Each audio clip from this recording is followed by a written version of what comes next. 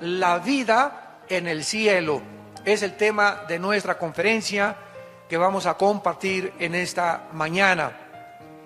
En el Evangelio de Juan, capítulo 14, versículos del 1 al 4, estas palabras de Jesucristo, el Hijo de Dios, fueron dadas a sus discípulos en la víspera de su muerte. Juan 14, 15, 16, 17 son capítulos donde Cristo les da ahora sí que las últimas palabras o el último testamento que les compartiría antes de irse. Cristo sabía que sus discípulos aún tenían muchas dudas como las tienes tú y como las tengo yo. Y aun cuando Cristo había hecho milagros y había hecho cosas increíblemente maravillosas, como sacar demonios, sanar enfermos, darle vista a los ciegos, caminar sobre el agua, resucitar a los muertos, Él sabe que en nuestra naturaleza aún persiste la incredulidad, la duda, la incertidumbre.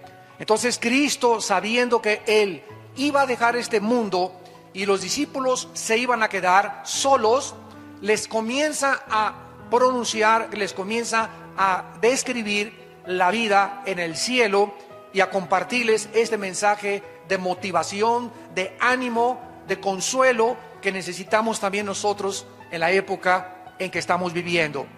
Y lo primero que Cristo les dice en Juan capítulo 14 es que no permitieran que su corazón se turbara. No se turbe vuestro corazón. Esta palabra turbar, tarazo, con T de tío, en el griego, tarazo, significa agitarse, estar en una situación de incertidumbre, de intranquilidad. En otras palabras, no permitamos, en primer lugar, que ningún acontecimiento en el mundo, guerras o rumores de guerras, caída o levantamiento del petróleo, caída o levantamiento del dólar, tsunamis, terremotos, crisis económicas, no permitamos que ninguna situación a nuestro alrededor nos quite la paz. La paz interior que Él al entrar a nuestra vida nos dijo que nos la dejaba. Mi paz les dejo. O sea, no se iba Cristo y se iban a quedar solos. La presencia del Espíritu Santo dentro de sus discípulos, dentro de tu vida y dentro de mi vida, es con el propósito de tener dentro de nosotros un consolador. Porque la palabra consolador, paracletos en el griego, que se traduce abogado, significa alguien que es llamado al lado de otra persona para motivarlo, animarlo, ayudarlo a salir de las pruebas. Entonces Cristo se fue hace 2000 años, pero en todos aquellos que le hemos seguido, nos ha dejado dentro de nuestro corazón al Espíritu Santo. Y el Espíritu Santo tiene el propósito de consolarnos hasta que muramos y lleguemos a su presencia, de confortarnos, de animarnos, de poder darnos esa necesidad que tenemos de ánimo para vivir, para poder aguantar hasta el día de nuestra muerte. No permitan que nada les quite la tranquilidad, la paz interior, ningún acontecimiento a nuestro alrededor. ¿Por qué? Porque si creemos en Dios, es exactamente igual que creer en Jesucristo. Porque el Padre y Dios son la misma persona. El Padre y yo, dice Juan 10, uno somos. Así que teniendo en cuenta que Cristo bajó del cielo a la tierra y caminó entre nosotros y dijo que el que lo veía a Él había visto al Padre, y que las palabras que Él hablaba no eran de Él, eran del Padre. Los milagros que Él hacía no los hacía Él, los hacía el Espíritu Santo a través del Padre dentro de su vida. Los demonios que Él sacaba, los sacaba el Padre. Cristo no hizo nada que el Padre no haya hecho a través de su vida. Simplemente Él fue como un guante donde Dios entró, y cuando movía un dedo era el Padre el que movía. Cuando Cristo hablaba era el Padre el que hablaba. Cuando Cristo caminaba era el Padre el que caminaba. Totalmente rendido como un guante, como mi mano dentro de un guante ante la voluntad del Padre. No se turbe vuestro corazón. Si creemos en Dios, creamos también que todo lo que Cristo dijo fue verdad. Ahora en el versículo 2 al 4 comienza Cristo a describirles que en la casa de su Padre. Y sabemos que el Padre vive en el tercer cielo. Vamos a ver más adelante que hay 3 cielos en la Biblia: el cielo atmosférico, número 1, 2, el cielo cósmico de los planetas y las galaxias, y número 3, el tercer cielo, donde hay un trono, donde Isaías, donde el apóstol Juan vieron a Dios sentado en un trono en el tercer cielo, gobernando todo el universo que Él creó. Así que Cristo está describiéndonos que en el tercer cielo, no en el cielo atmosférico, no en el cielo galáctico, sino en el tercer cielo, hay muchas habitaciones. ¿Ustedes se han hospedado alguna vez en el Hotel Fiesta Americana, o en el Hotel Maya Palace de Acapulco, o en el Hotel Princess de Acapulco, o en Las Brisas, o en algún hotel así como jamás los han visto en la costa francesa, en la Riviera Francesa, o en Las Vegas, por ejemplo, también, donde están los mejores hoteles del mundo, y que entras y ves persianas increíblemente tejidas, candelabros franceses, tapetes persas, una iluminación maravillosa, unos jardines botánicos que dices, Dios mío, cuántos miles de dólares les costarán, una cama donde llegas y casi flotas en la cama, aire acondicionado, te dan tu bata, te dan aire acondicionado, te dan todo, y decimos, ¿verdad, Señor, que aquí nos agarre el rapto? Bueno, si nosotros pudiéramos imaginarnos el confort que podemos encontrar en el mejor hotel donde tú te hayas hospedado, imaginémonos cómo va a ser la habitación que vamos a tener en el cielo. Y de eso se trata este mensaje, cómo vamos a vivir y cómo es el cielo. Entonces, hay muchas habitaciones en el cielo para nosotros. Y Cristo dice, si así no fuera, o sea, si no hubiera muchos lugares donde vamos a vivir en el cielo, entonces Él nos lo hubiera dicho. Pero nos los está diciendo para que creamos que es verdad sus palabras. Entonces Cristo le dice a los discípulos que Él iba a dejar este planeta con el propósito simplemente de prepararnos nuestra habitación. En el antiguo judaísmo, cuando un muchacho le pedía la mano a su novia, el muchacho se separaba 6 meses, 1 año de la novia, y tenía que irle a preparar a la novia la habitación, el lugar donde iban a vivir, para que cuando ya pudieran, después del desposamiento, casarse. Por ejemplo, José y María, la madre de Cristo, estaban desposados, o sea, comprometidos. No estaban casados legalmente, estaban comprometidos. Y mientras él estaba comprometido con María, él tenía la obligación de prepararle un lugar a María.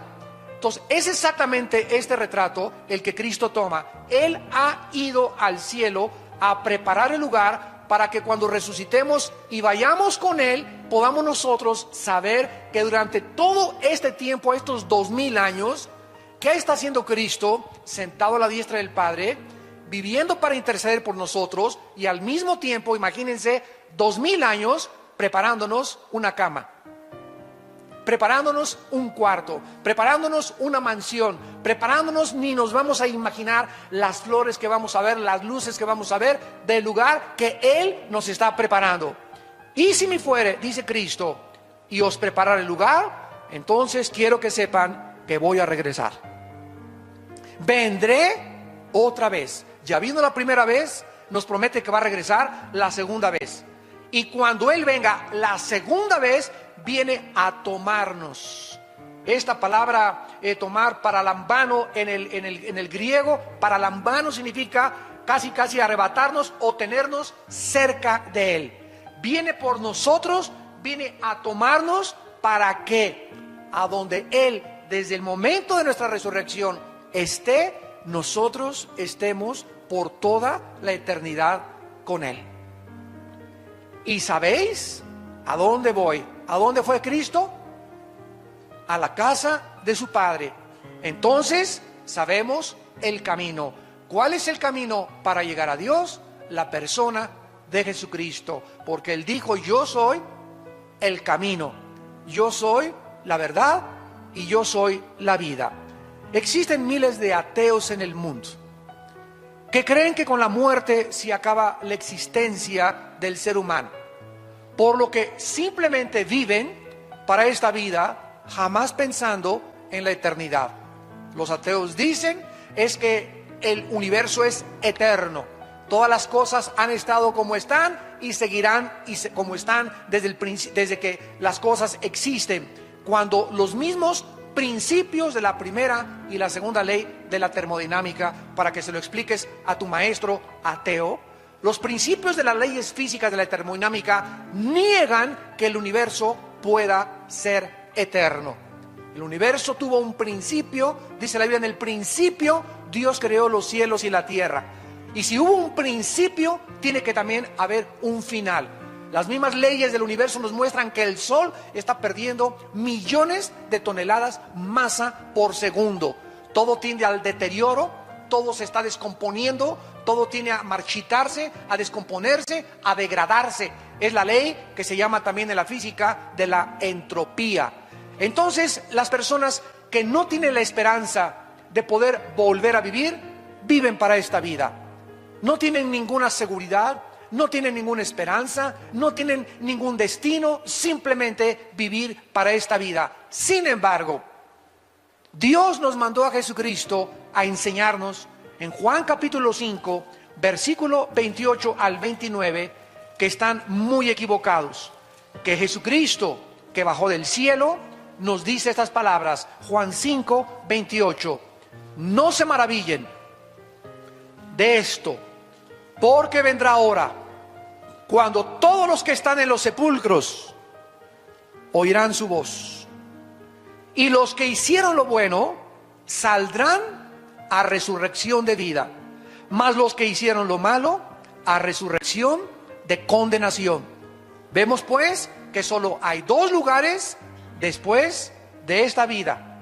No hay reencarnación como inventaron los filósofos, los budistas, los maometanos, los lamas de la India, del Tíbet. No hay reencarnación.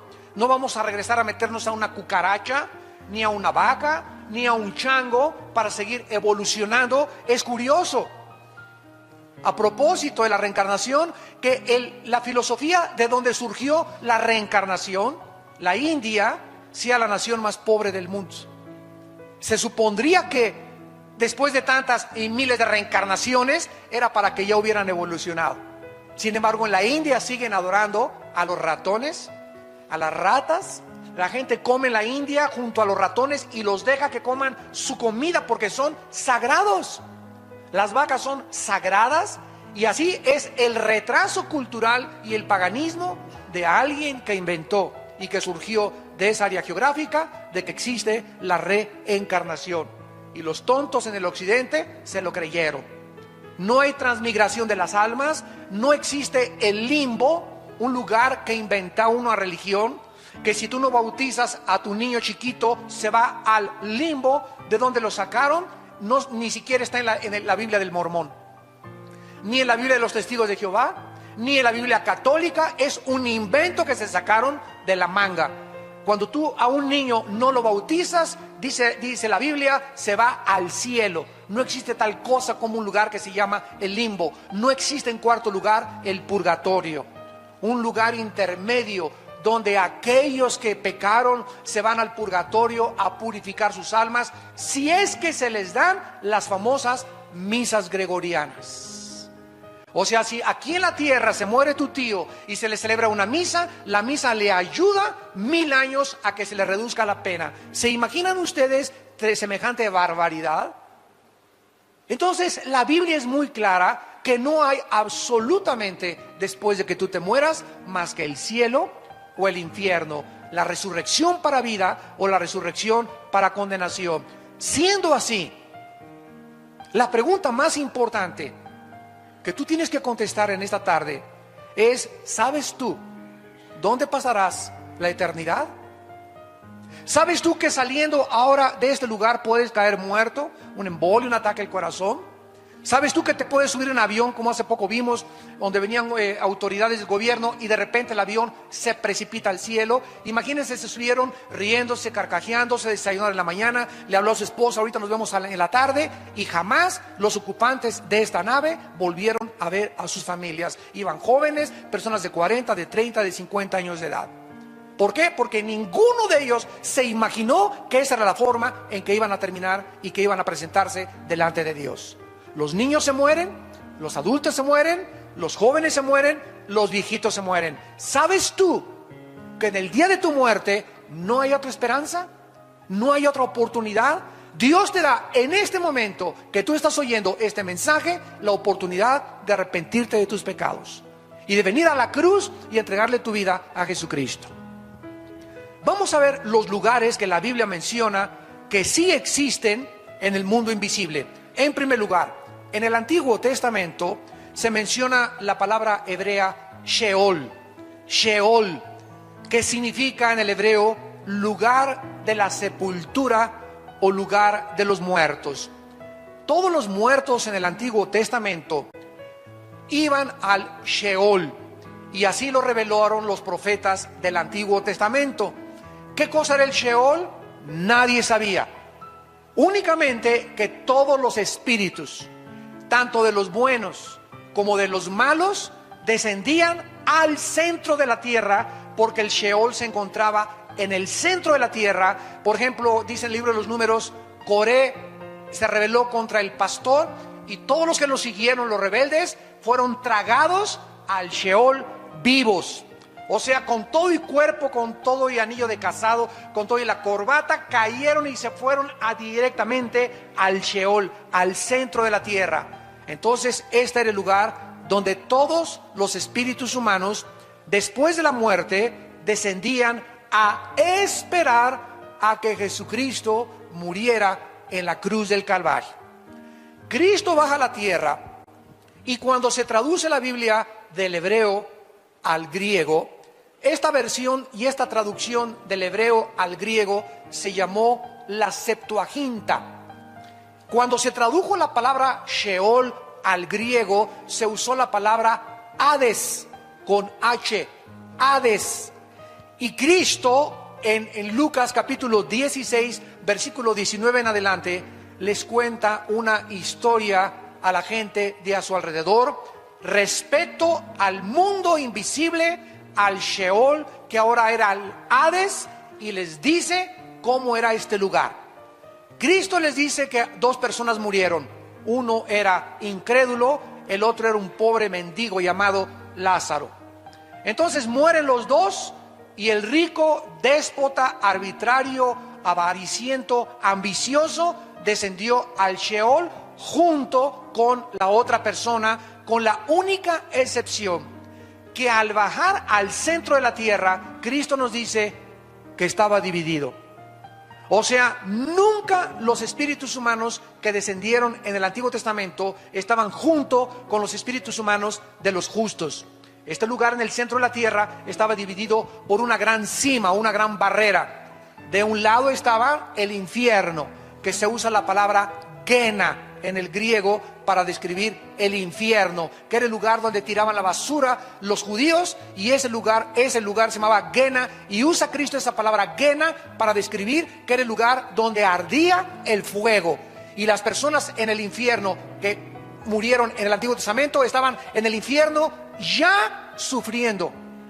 Uno de ellos pedía a gritos que le dieran una sola gota de agua para poder aliviar su dolor en la lengua. Las personas en el centro de la tierra, en el infierno, Cristo dijo que tienen memoria. En esta historia, esta persona le grita y le dice: Padre Abraham, yo tengo muchos familiares allá en Metepec, allá en Lerma, por favor vayan y díganles que es verdad que existe el infierno, que no vayan cuando se mueran a caer en este lugar, de lo burlón que yo fui, de lo parrandero, borracho y jugador y mentiroso que yo fui. No quiero que vengan mis familiares a este lugar. Y Abraham le contestó y le dijo: ¿sabes una cosa? Que a través de los milagros nadie se va a convertir.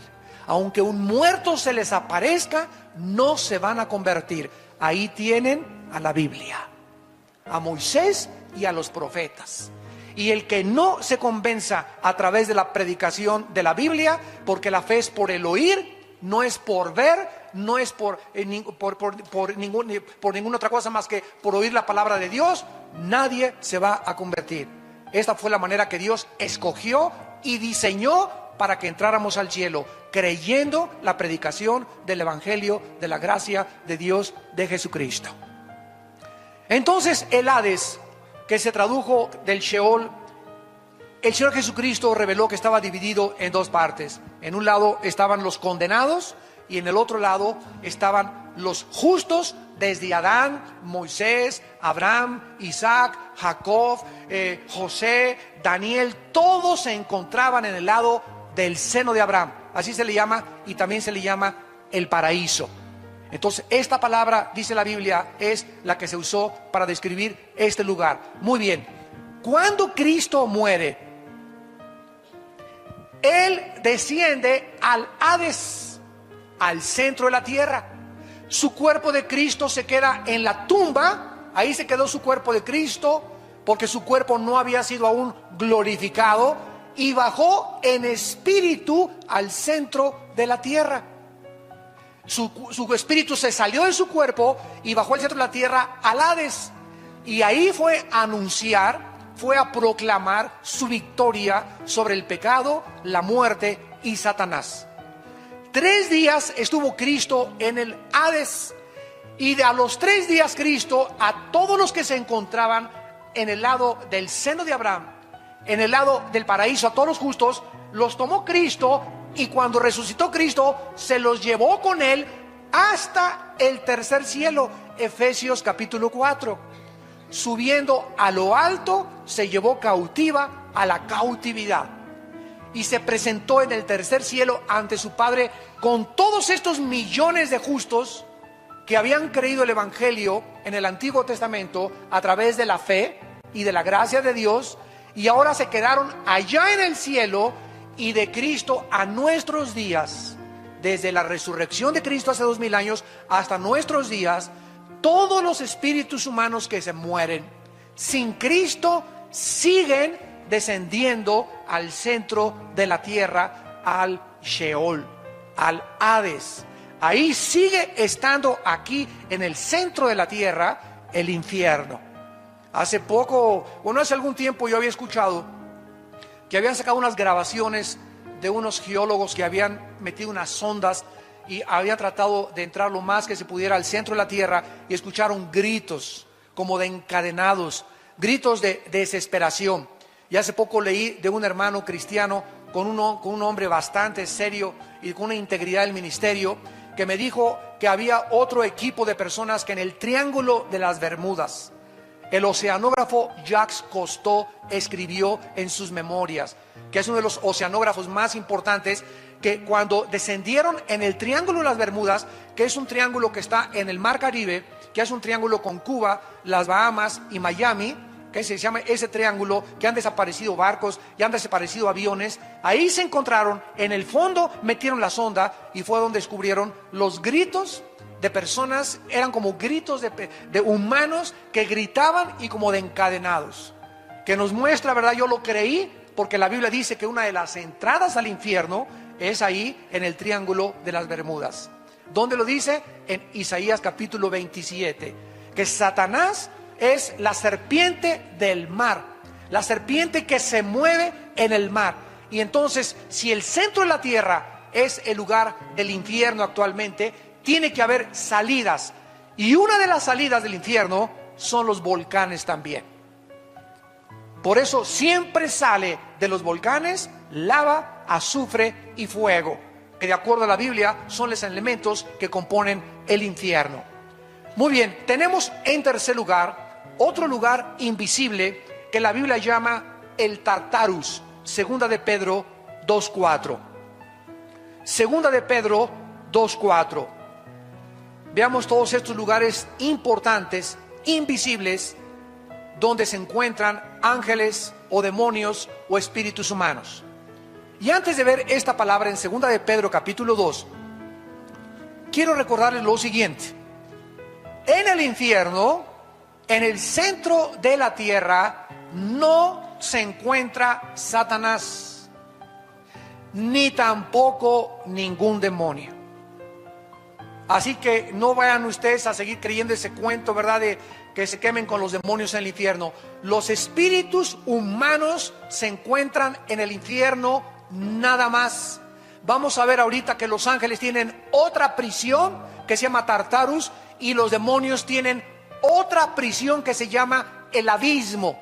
Y son totalmente palabras diferentes en su etimología, y también la descripción que la Biblia hace es diferente del infierno.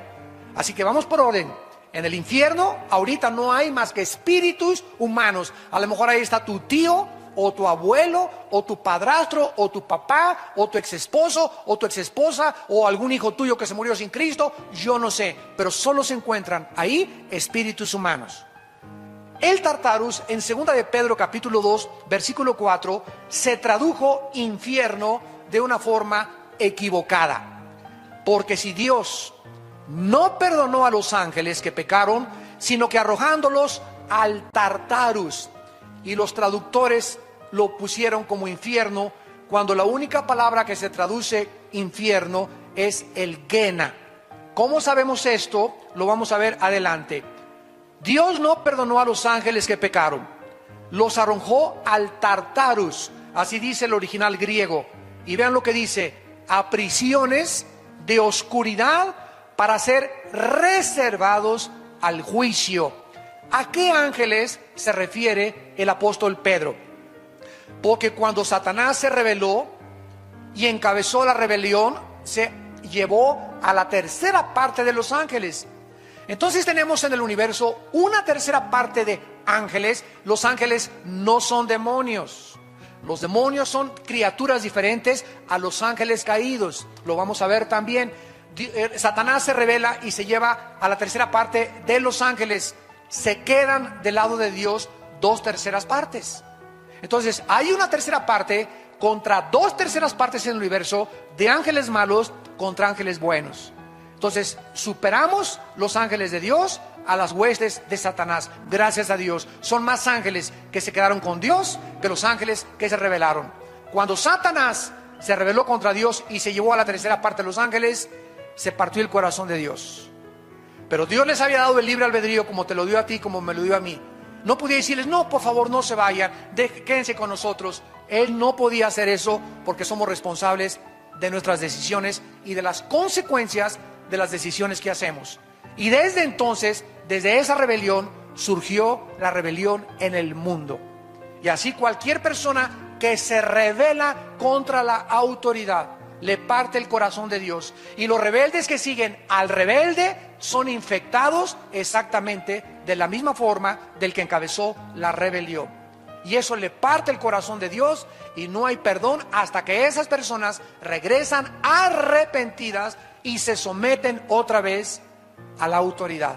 Mientras no haya este arrepentimiento y este regreso a la sumisión a la autoridad, no puede haber perdón. Porque el que encubre sus pecados no prosperará, mas el que los confiesa y se aparta y deja el camino de la rebelión, alcanzará la misericordia. Esto no quiere decir tampoco que a los rebeldes les vaya bien o les vaya mal inmediatamente. Hay muchos rebeldes que prosperan, como Esaú, como Judas, que Dios los deja que vayan y que vayan y que vayan y que vayan, cuando de repente menos lo esperan, ¿verdad?, cae el juicio de Dios. Pero el hombre no puede ser engañado. Lo que nosotros sembramos tenemos que recoger. Veamos pues este lugar de los ángeles que pecaron y no son los que cayeron con Satanás. Porque si todos los ángeles estuvieran ya en las prisiones, Apocalipsis 12 dice que en la última guerra final peleará Miguel y sus ángeles contra Satanás, el dragón, y sus ángeles.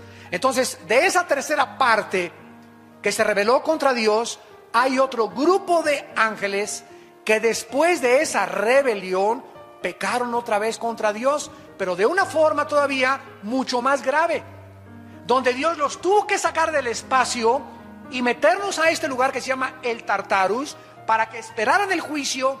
Y estos ángeles son los ángeles de Génesis capítulo 6, que son los que vieron mujeres humanas y de alguna forma se mezclaron con las mujeres humanas. No sabemos qué tipo de mezcla hubo.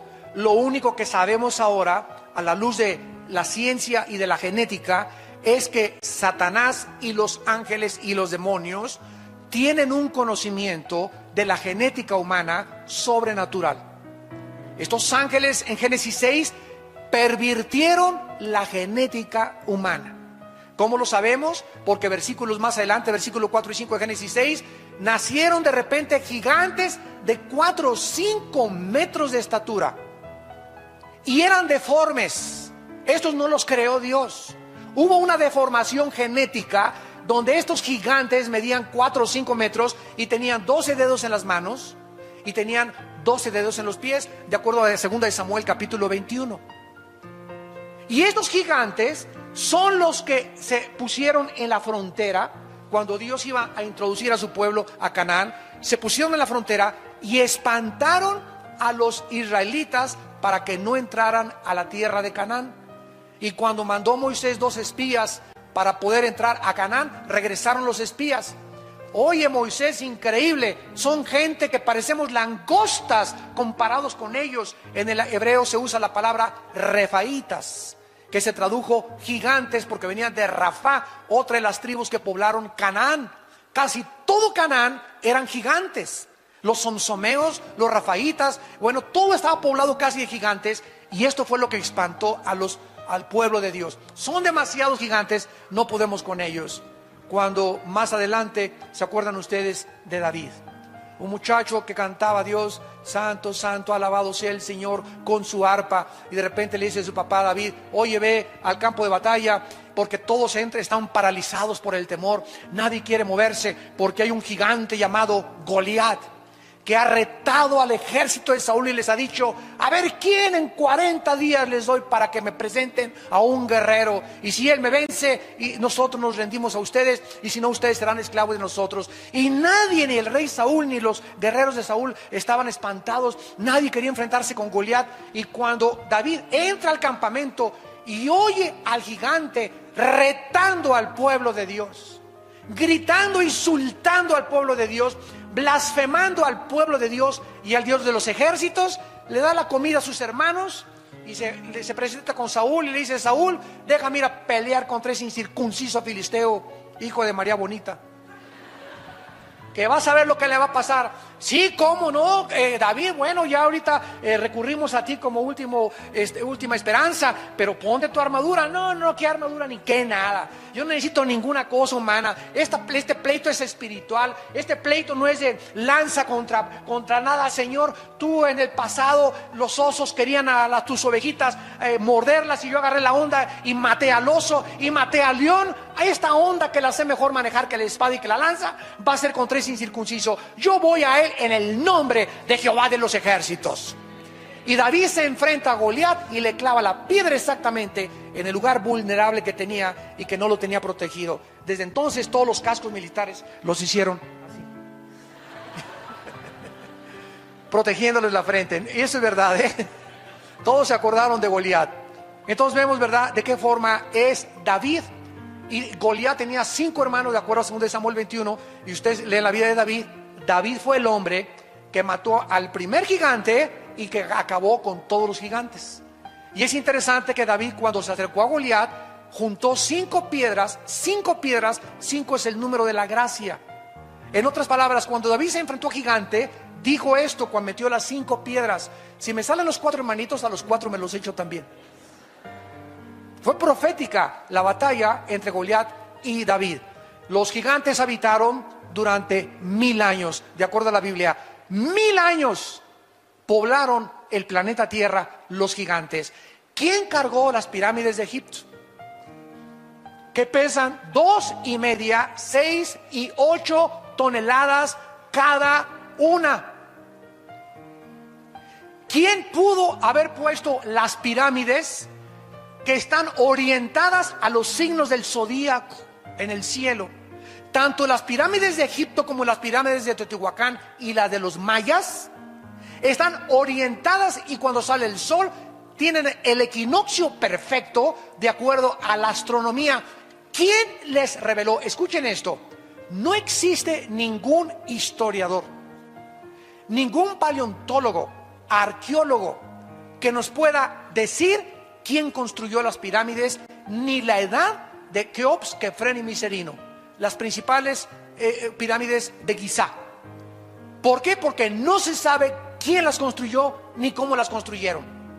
Las personas que las hayan construido, cómo cargaron una piedra de 2,5 toneladas y la llevaron. Bueno, han hecho, ¿verdad?, experimentos con troncos, poniendo las piedras. ¿De dónde las trajeron? ¿Cómo es posible que la piedra caliza que tiene las pirámides no se haya, es como un impermeabilizante increíble que le pusieron? Pero lo que más ha impresionado a los científicos, que permanece como uno de los misterios de la historia humana, es que ¿quién les reveló a los que construyeron las pirámides de Egipto? Escuchen, estamos hablando de hace más de 10,000 años. De hace más de 10,000 años. Pues no que veníamos de los cavernarios. No que el cavernario Galindo fue el primer cavernario. No que el hombre Piltdown, que el hombre Cromañón, y que fuimos evolucionando. Oigan, estamos hablando que hace 10,000 años las personas que construyeron las pirámides, igual que los mayas, tenían un conocimiento mucho más grande de la astronomía y de las matemáticas que en el siglo XXI. ¿Quién les reveló ese conocimiento astronómico? No tenían telescopios. ¿Quién les reveló ese conocimiento de los signos del zodiaco y de la orientación de los signos del zodiaco hacia el espacio? La Biblia nos muestra, ¿verdad?, que hubo influencia de esos gigantes. Y esos gigantes tenían conocimiento satánico. Y no hay ninguna otra explicación de la historia más que la Biblia y el tiempo que estos gigantes habitaron y poblaron la tierra por 1000 años. Solo ellos pudieron haber cargado esas piedras. Y lo más interesante es que los gigantes se están encontrando en ruinas arqueológicas en Sudamérica, en Asia, en África. Se están encontrando esqueletos de gigantes, o sea, habitaron toda la tierra. Y habitaron antes del diluvio y después del diluvio. Veamos pues que estos ángeles que se mezclaron en Génesis 6 con las mujeres fueron lanzados al Tartarus, y nos lo confirma el libro de Judas, que está antes de Apocalipsis. ¿Están aprendiendo algo? Más les vale. En Judas, para que no sigas con el Calimán, telenovelas, que el gurú me dijo. Háganme el favor nada más, Walter Mercado, tu padrino. Tenemos la Biblia, la palabra profética más segura, a la cual haríamos bien en estar atentos, que nos descubre todos los misterios de la historia y los misterios de la humanidad. Si creen en Dios, crean también en mí, dijo Cristo. Estas palabras son fieles y verdaderas. En Judas, versículo 6 y versículo 7, nos explica sin lugar a dudas qué pasó en Génesis 6 y quiénes son estos ángeles. Y dice Judas: y a los ángeles que no guardaron su dignidad, sino que abandonaron su propia morada. La palabra oiketerios, que se tradujo morada, significa sus cuerpos. Estos ángeles de Satanás tenían asignado un lugar para vivir. Tal vez las estrellas o planetas. Muchos dicen que el sol es una de las habitaciones de Satanás. Pero estos ángeles abandonaron el lugar que Dios les asignó, cruzaron, transgredieron sus habitaciones y se metieron y bajaron al planeta Tierra hace miles de años.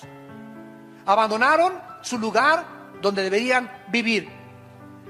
A estos ángeles que dejaron sus habitaciones, Dios los ha guardado bajo oscuridad, en prisiones eternas para el juicio del gran día.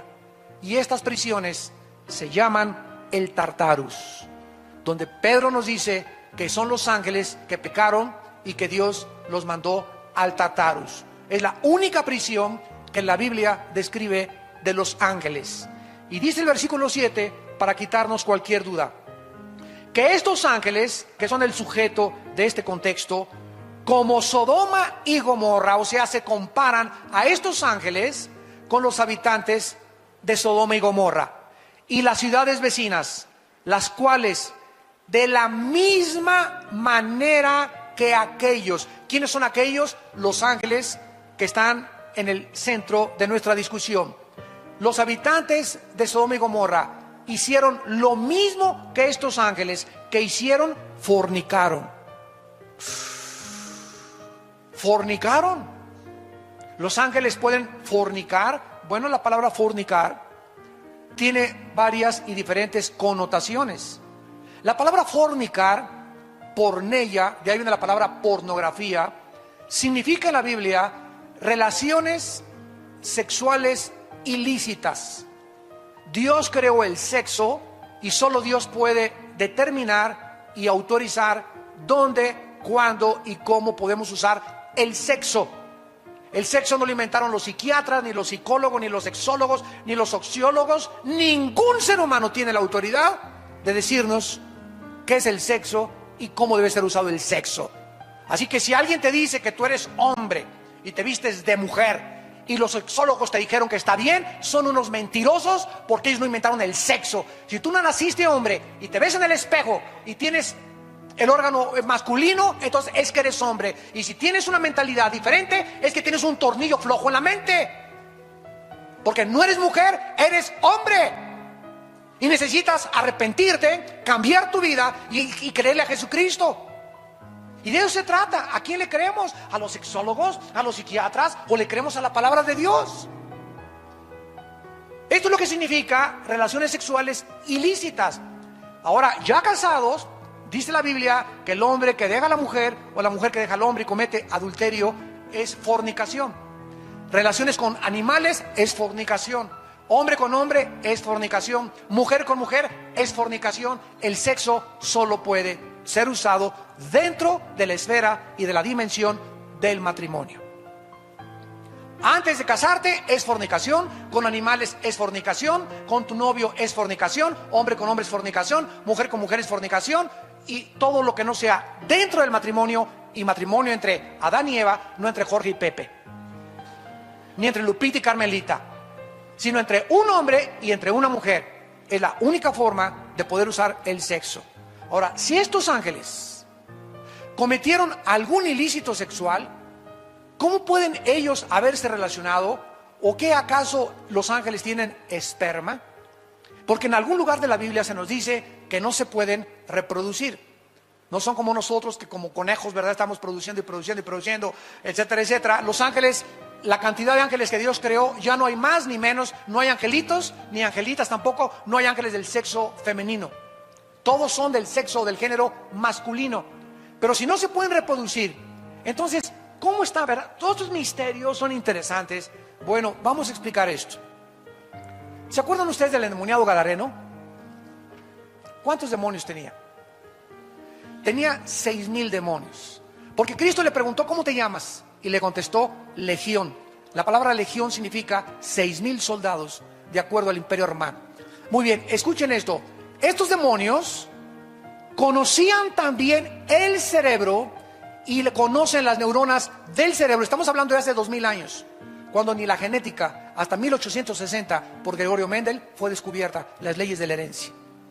Estos demonios hace 2,000 años sabían qué neuronas del cerebro son las que controlan los ojos, los oídos, las cuerdas vocales. Todo, absolutamente, los demonios estaban manejando. Se metieron a los controles del ser humano aquí en el cerebro y comenzaron los músculos. Tenía el gadareno fuerza como de un gigante, una fuerza que rompía las cadenas. Los demonios le dan fuerza al ser humano. ¿Por qué? Porque cuando un demonio entra al cuerpo humano, el demonio sabe cómo operan los músculos, cómo operan los ojos, cómo mover las cuerdas vocales. Hablan los endemoniados con una voz que no es la de ellos.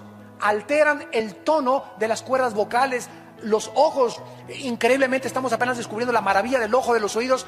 Todo lo tienen ellos conocido desde hace miles de años. ¿Y qué es lo que están haciendo ahora los ángeles caídos y Satanás? Planeando clonaciones humanas para volver otra vez a traer a este mundo monstruos. Y comenzaron con Frankenstein en los 60s. Yo veía a Frankenstein en los 60s, era niño y no dormía en 3 días. Ahora ven a Frankenstein los niños y se echan de carcajadas enfrente de él, comparado con Godzilla y con las monstruosidades increíbles que ahora ha producido Hollywood. Y aparece Frankenstein, Pinocho, con los monstruos de ahora. Ya vas a las películas y todos son demonios, apariciones, etcétera, etcétera, porque el diablo está preparando a los niños para los monstruos que van a comenzar a surgir y las clonaciones genéticas entre animales y hombres que aparecen en Apocalipsis capítulo 9. Está preparando a nuestros hijos para que cuando aparezcan se rían enfrente de ellos y los vean como algo absolutamente normal. Muy bien, si los demonios y Satanás tienen la característica de poder conocer nuestros genes, las neuronas de nuestro cerebro, nuestro sistema nervioso, nuestro sistema muscular, etcétera, etcétera, pueden también los demonios meterse al esperma. En un esperma de los 500 millones que existen o 600 que salen en cada eyaculación de un varón, un solo esperma entra para la ovulación y para la fertilización, para que se produzca un ser humano, que se llama cigote, feto y después ya bebé. En un solo esperma de los millones microscópicos que tenemos, caben más de 100,000 demonios. O por lo menos tienen la facultad de poder ir en ese esperma y alterar para que el niño que nazca con 2 cabezas, nazca con pie equinovaro, nazca con un defecto o dividido, un chivo con una cara de una cosa y cosa otra cosa, cualquier cosa que sea antinatura, que va en contra de la creación original, es de carácter demoníaco. Por eso, ¿verdad? Tomar drogas en el embarazo, alcohol en el embarazo, fumar en el embarazo, ya no significa que Dios lo haya hecho así. Somos responsables nosotros de la forma como nos cuidamos, o como se cuidaban las mujeres, o con quién te metiste, o el SIDA que te contagió esa persona, y ya Dios se hace a un lado y nos deja recibir lo que nosotros sembramos. Y ninguno podemos culpar a Dios de lo que ha sucedido en el mundo, porque es la obra de nuestras propias decisiones y nuestro libre albedrío. Estos ángeles que se mezclaron con las mujeres humanas no necesariamente les comunicaron su esperma, porque ya vimos que no se pueden reproducir, pero lo que hicieron estos ángeles a la luz de la genética del siglo XXI es que alteraron los genes de las mujeres humanas. Satanás tiene la facultad de poder alterar los genes. Si nosotros permitimos, porque sin nuestro consentimiento ni Dios ni el diablo se meten a nuestra vida. ¿Me escucharon muy bien? Ningún demonio puede tener nada con mi vida sin mi consentimiento. Cualquier actividad de los demonios en mi vida es porque yo les di permiso. Y cualquier cosa que Dios tenga con mi vida es porque yo se lo permití a Dios. Dios no viola mi libertad, ni tampoco los demonios. Esta es la característica donde el hombre decide y es responsable que de cada decisión que hayas tomado en tu vida. No le eches la culpa ni a Dios, ni al diablo, ni a tu mamá, ni a la suegra, ni a tu papá que te violó, ni a tu madre, ni a tus hermanos, a nadie. La única razón por la cual tú eres como eres es porque tú has escogido ser lo que tú eres. Mi mamá fue prostituta. No tienes por seguir los pasos de tu mamá. Me crié en un hogar, Padre, bueno, Cristo te puede sanar. Y es más grande la gracia que las maldiciones que heredamos. Y finalmente, vemos nosotros que no solamente la Biblia nos muestra esto, sino que nos muestra también, gracias a Dios, que tenemos una casa intermedia cuando nosotros morimos. 2 Corintios capítulo 5, terminamos y dice la Biblia que cuando nosotros morimos, si tú mueres hoy en la noche, es muy importante este estudio. Si tú mueres hoy en la noche, amado santo que me escuchas, o santa, Santa Tomasa, o San Anselmo, si tú mueres hoy en la noche, tu espíritu y tu alma se salen de tu cuerpo y nos vamos derechito al cielo. Los ángeles de Dios vienen a recogernos. El momento en que cierras tus ojos y te desconectas de tu cuerpo y tu alma, porque el cuerpo, dice Santiago 2, no puede vivir sin el espíritu, y lo que le da vida al cuerpo es el espíritu. El momento en que tu espíritu se sale, el cuerpo se muere, se diagnostica que estás muerto, te entierran, te creman, no importa lo que te hagan, te vas a la tierra, y tu espíritu y tu alma se van directamente al cielo con los ángeles escoltándonos, porque para pasar el primer cielo, que está ocupado por Satanás, es territorio enemigo, necesitamos guaruras. que nos escoltan para poder, y se hacen a un lado los demonios, porque van los ángeles, que son más poderosos que los ángeles caídos, para llevarnos a la presencia de Dios. Cuando estemos allá en el cielo, se nos va a dar un cuerpo intermedio. Si tú mueres hoy en la noche, tu espíritu, alma se va al cielo, mi espíritu se va al cielo, y cuando estemos allá en el cielo, como Cristo no ha bajado todavía a resucitar a los muertos, que es cuando se nos va a dar el cuerpo glorificado, mientras estamos en el cielo, 2 Corintios 5, dice Pablo, sabemos que si nuestra morada, miren cómo le llama Pablo al cuerpo, morada terrestre. Si nuestra morada terrestre, este tabernáculo, se deshiciere, tenemos de Dios un edificio, o sea, una casa no hecha de manos, eterna en los cielos. Por esto también gemimos, deseando ser revestidos, o sea, vueltos otra vez a vestir de aquella nuestra habitación celestial. Pues así seremos hallados vestidos y no desnudos, porque asimismo los que estamos en este tabernáculo o en esta casa o en este envase, gemimos con angustia porque no quisiéramos ser desnudados. Nadie quiere morir, ¿verdad? ¿Qué es la muerte? Simplemente que se nos va a quitar un traje. Esa es la muerte. Este traje temporal que tienes tú y que tengo yo, unos tienen traje de mujer, otros tienen traje de hombre. Y Dios te puso el traje de mujer y a otros les puso Dios el traje de hombre. Pero el que tiene el traje de mujer es espíritu, y el que tiene el traje de hombre es espíritu, y los espíritus no tienen sexo. Simplemente Dios vistió a dos espíritus con un traje y a otro con otro traje, porque a Dios le dio la gana para reproducirnos. Y aceptemos el traje que Dios nos dio y el traje que Dios te dio. Si eres mujer, acepta lo que eres. Si eres hombre, acepta lo que eres. Entonces, cuando se deshaga este traje, se nos va a vestir, vamos a tener el alma y el espíritu, que es la esencia de nuestro ser, vamos a estar vestidos con otro traje. Y con un traje temporal mientras Cristo desciende al mundo. Cuando Cristo venga en el rapto y resuciten los muertos, entonces vamos a resucitar y vamos a tener un cuerpo semejante al cuerpo de la gloria de Jesucristo.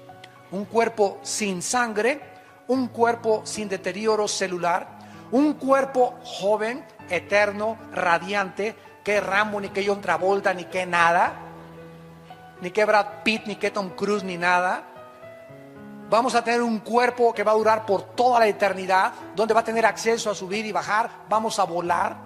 No me da tiempo de contarles todos estos detalles. Es infinito este estudio del cielo. Vamos a poder comer otra vez también. No lo explico sin sangre, pero Dios va a hacer otros páncreas, otro estómago. No sé qué sistema de esófago y de digestivo va a ser Dios, pero no va a ser ya la sangre la que va a correr en nuestro cuerpo. Vamos a poder comer pez, vamos a poder comer miel. Vamos a reproducirnos. Isaías 65, para que no digan el hermano está inventando, Isaías 65 dice claramente que vamos a reproducirnos sexualmente, vamos a seguir teniendo familia en el milenio. Muchachas, no se apuren,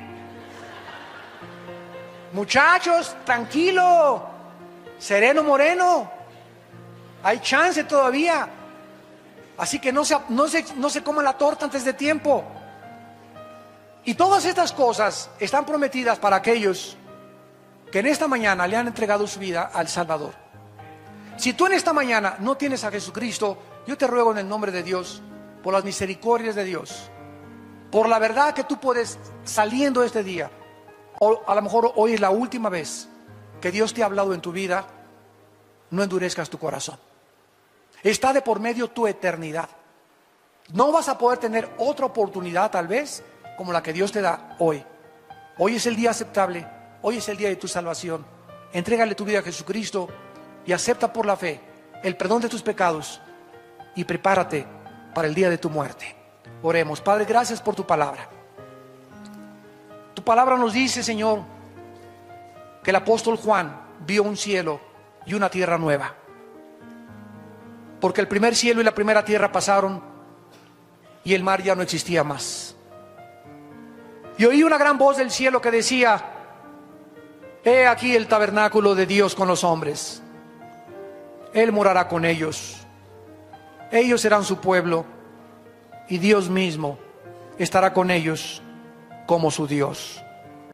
Enjugará Dios toda lágrima de los ojos de ellos y ya no habrá muerte, ni habrá más llanto, ni clamor, ni dolor, porque las primeras cosas pasaron. He aquí yo, dice el Señor, hago nuevas todas las cosas, porque estas palabras son fieles y verdaderas. Yo soy el primero y yo soy el último, el alfa y el omega, el principio y el fin.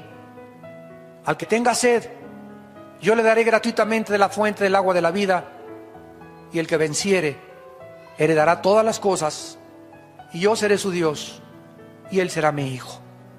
En esta mañana también ustedes que nos ven por la televisión, invita a Cristo a tu vida. Y todos ustedes que estamos en esta reunión, ahí desde tu lugar en este momento, invita a Jesucristo a tu vida con estas palabras. Señor, te pido perdón por mis pecados. Acepto que en la cruz tú pagaste por ellos mediante el derramamiento de tu sangre preciosa.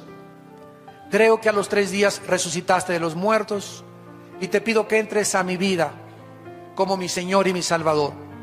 Señor, cambia mi manera de pensar. Quiero estar listo para el momento que yo no sé cuándo será, ni nadie sabe, que me llamarás a casa.